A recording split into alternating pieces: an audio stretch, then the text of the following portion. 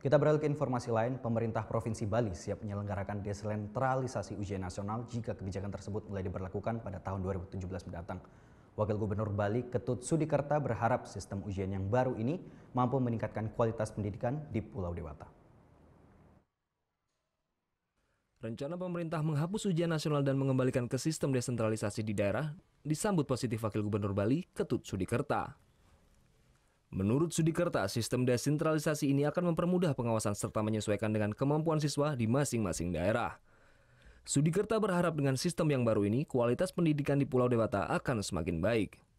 Pemerintah Provinsi Bali menyatakan kesiapannya jika kebijakan ini benar-benar direalisasikan pada tahun 2017 mendatang. Ujian nasional mau diserahkan ke daerah itu satu langkah yang bagus untuk bisa pengelolaan dunia pendidikan kita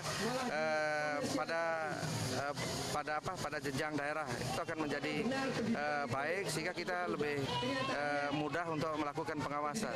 Dan kita di Bali juga ingin dunia pendidikan kita bisa lebih meningkat kualitasnya daripada apa yang ada saat sekarang ini.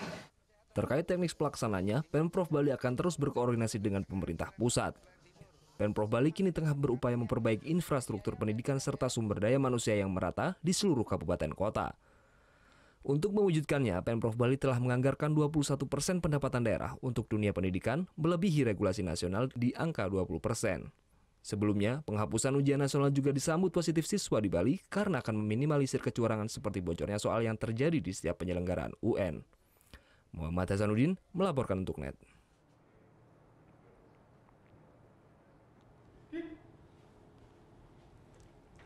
Thank you.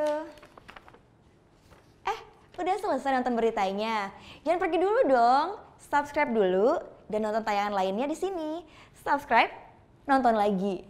Subscribe, nonton lagi. Kak.